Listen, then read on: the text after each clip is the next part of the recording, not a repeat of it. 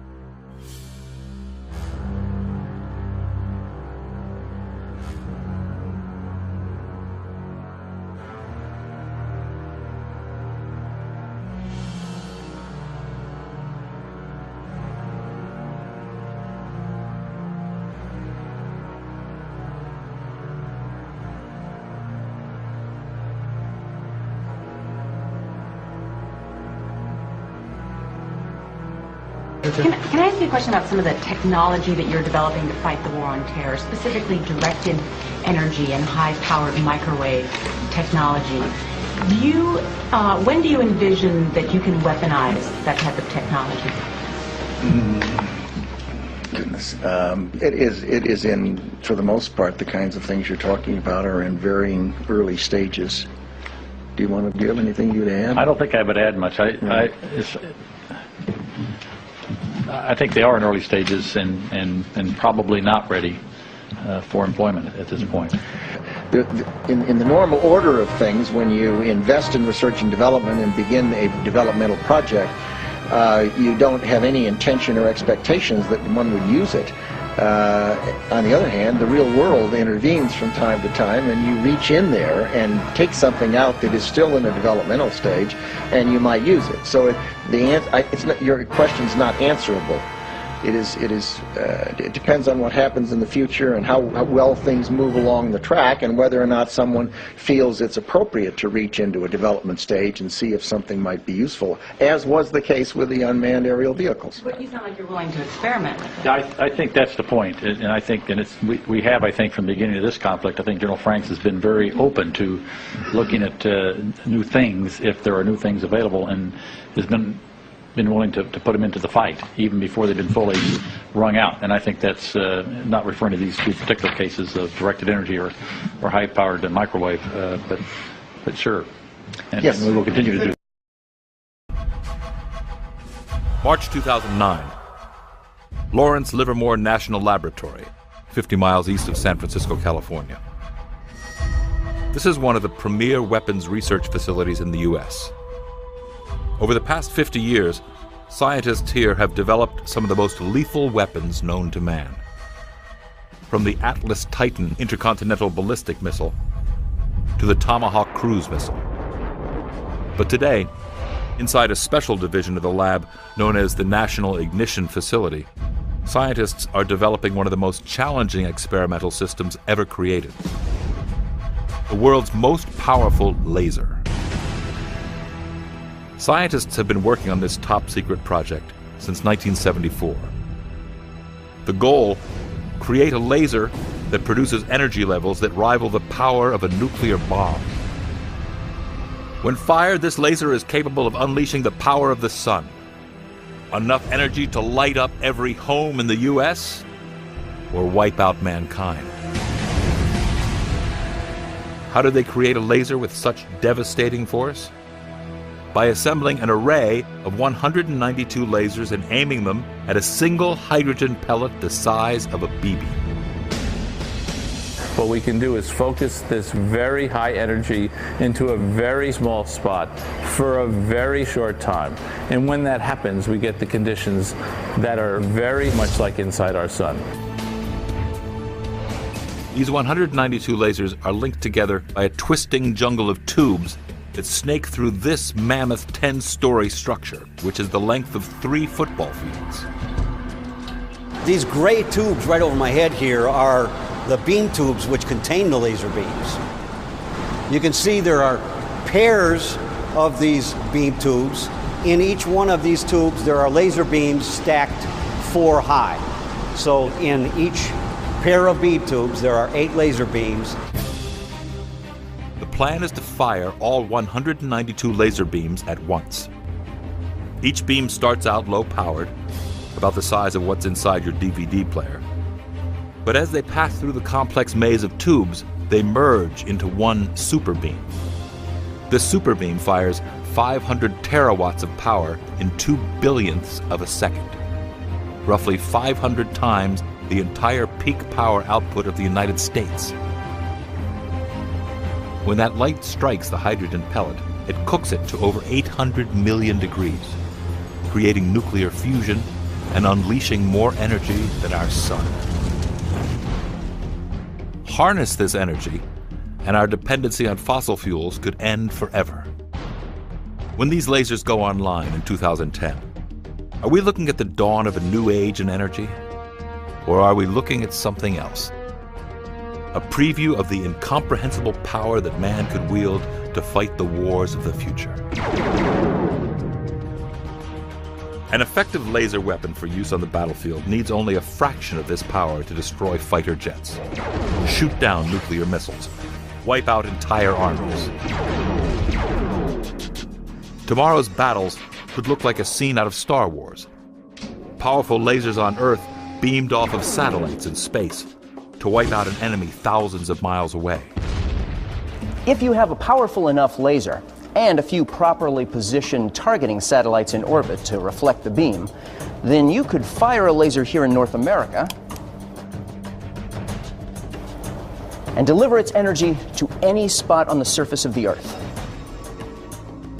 It's not inconceivable that someday we will actually be able to produce that sort of death ray.